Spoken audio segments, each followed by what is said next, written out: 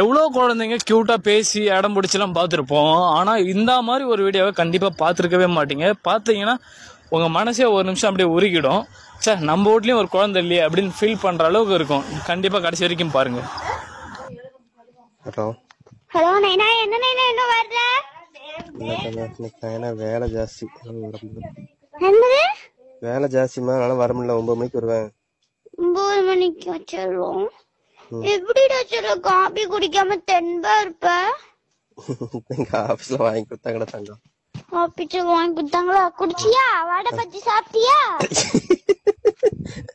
ஏன்டி செல்லம்?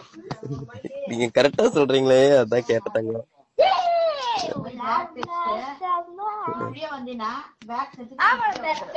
சரி சொல்ல சாப்பிட்டீல? தெம்பா இருக்கா? சரி சொல்ல 9 மணிக்கு வா. சரி தங்கம்.